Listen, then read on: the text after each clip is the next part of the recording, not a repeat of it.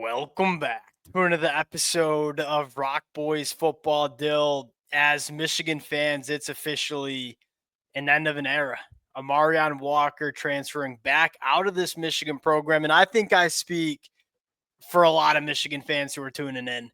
This was a kid I've convinced myself year after year is going to break out, that it's going to be his year. And Dill, it's kind of the definition of love the athletic profile, love the athlete. That doesn't always mean you're going to work out on the football field. And I think that's kind of what happened with Amorion Walker, right? Bounced around Michigan to Ole Miss, back to Michigan, bounced around at different positions. Just couldn't really figure it out. Best of wishes to Amorion Walker at his next stop. And Dill, I think the thing that excites me as a Michigan fan is, hey, what does that mean for the young wide receivers that have come into this program? Because Amorion Walker probably transferring out because he does not see a pathway onto the football field in 2025. What does that mean for Jamar Broder? What does that mean for Andrew Marsh? What does that potentially mean for Channing Goodwin? That's where my mind goes.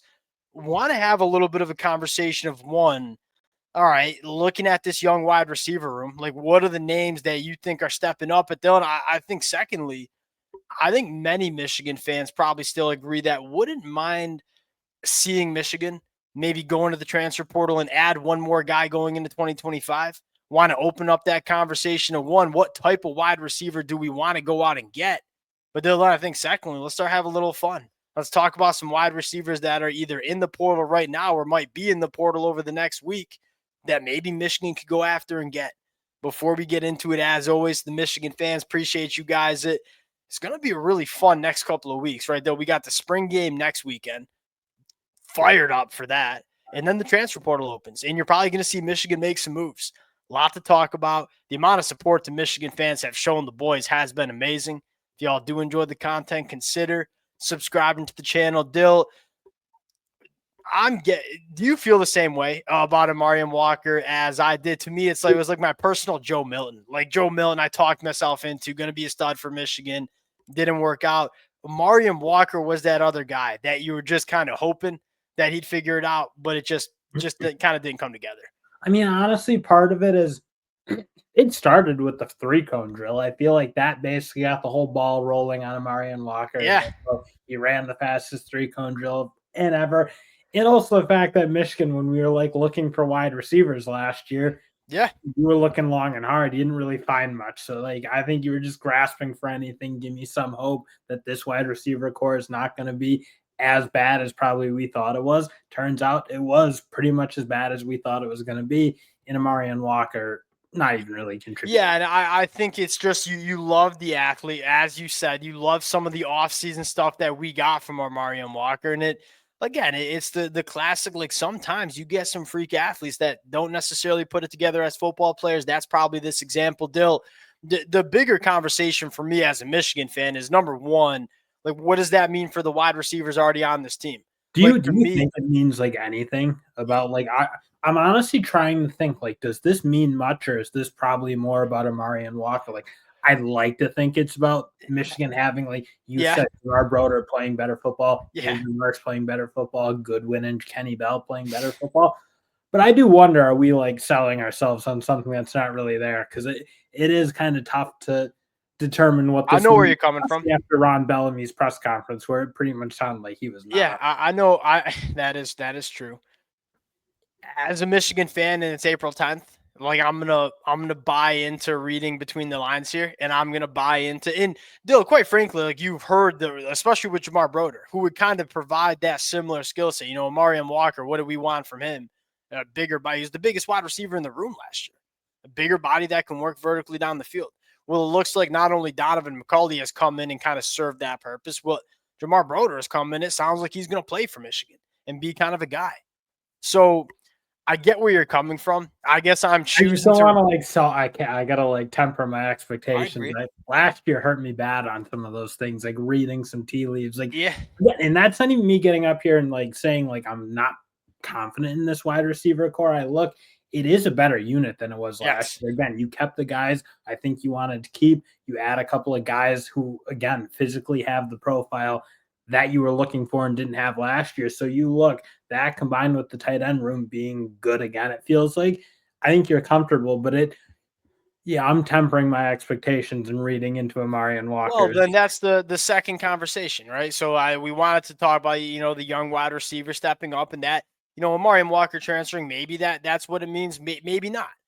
All right. Well, I think a lot. So there are some Michigan fans who probably disagree with the boys and say we feel fine about this wide receiver room. And look, the Michigan fans might be right, who feel that way because it's really hard to evaluate what you had in that room last year with the lack of quarterback play that you had.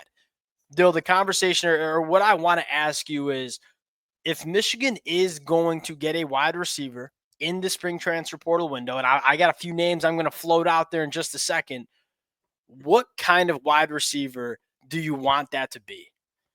It's probably the Don McCulley, Jamar Broder type guy. Because even though you like that those two are in the mix, if you will, I still think you want a proven downfield big body threat. Like a guy again, just setting the floor maybe a little bit higher. Because Don McCulley, yeah, you go back to 23, had a really nice year. It gives you some optimism, I think. Mhm. But that's still the unit that Michigan just hasn't really had, frankly, since Nico Collins. And I think is still I wouldn't be opposed to adding competition for that spot. Yeah, so to me, my answer was a little bit more of like I want a wide. If Michigan's going to go add another wide receiver to the room, I preferably would want it to be a bigger body type wide receiver, but then more importantly, I want it to be a guy that we think can really elevate this offense. You know what kind of frustrated me about the Anthony Simpson is like, look, I like adding a guy that can be good after the catch. I just then you run the risk of like not letting your other young wide receivers develop. Like I want Shannon Goodwin getting reps. I want Kenny Bell getting reps. I want Samaj Morgan getting reps. Yeah, just another, solid wide receiver.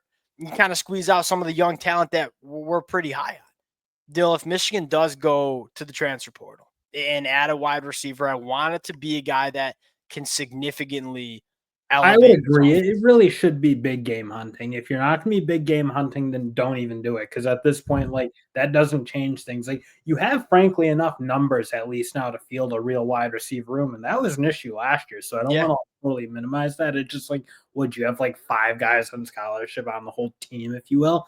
Like that was a problem. Obviously, you have the numbers now.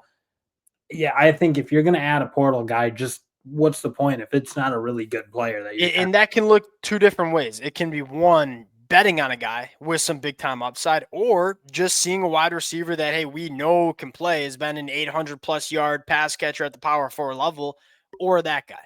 But I want somebody that kind of changes the offense. If Michigan feels the need to go add a wide And I don't receiver, necessarily I, think like it's a must. It's not something I look at like last year it felt like a must. It didn't really work out. You kind of went and got Amorion Walker.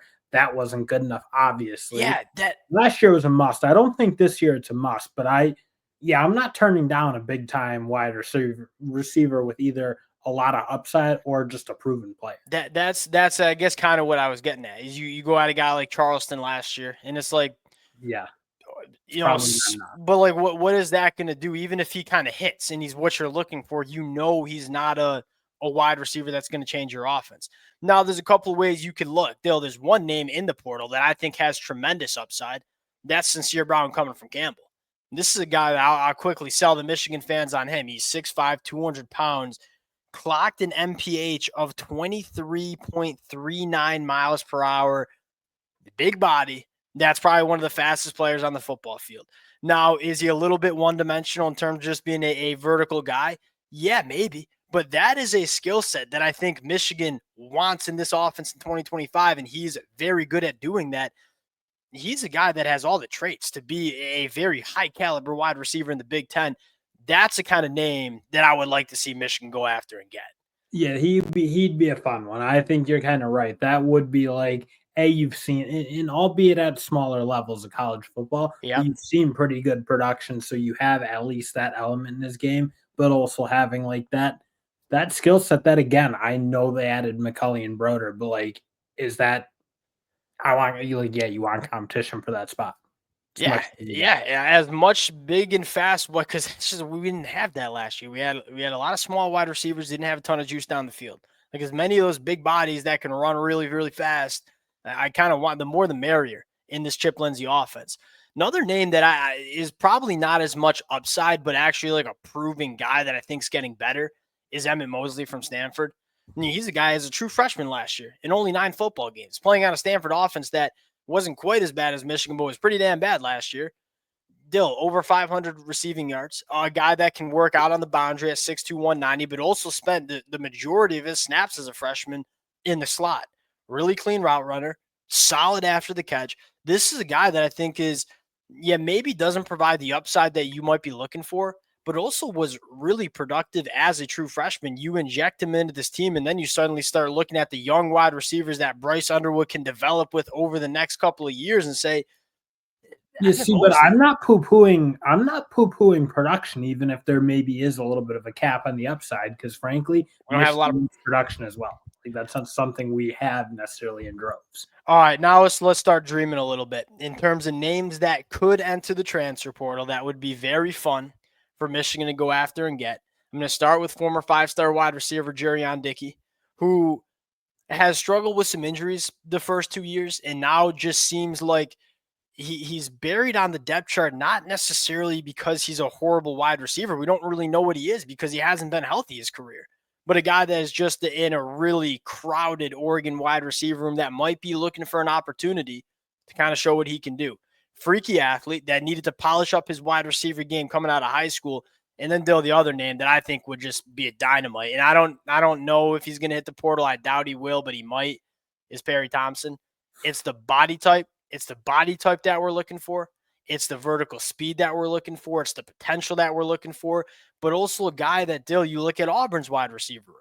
You have Cam Coleman that's pretty much just a better version of Perry Thompson. And you have Eric Singleton coming in. You add a guy like Horatio Fields. You have a couple other young wide receivers that are kind of stepping up from Auburn. It's like he's such a talented wide receiver that might not see the field as much as he deserves at Auburn.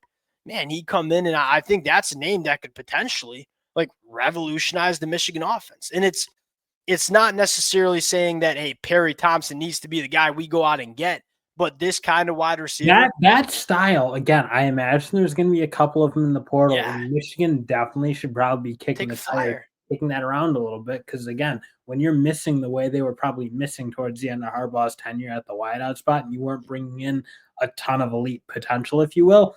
Yeah, again, like that's probably a type of guy that didn't really hit on last year, but I certainly would expect Michigan to be a little more aggressive for, but also be able to sell the opportunity a little bit more for because of Bryce Underwood. I do think that's something like we sleep on when people complain about not getting wide receivers last year. It's like, would your hand been like raised up really high to go play for Michigan last year, given that quarterback play? Like mine wouldn't have been.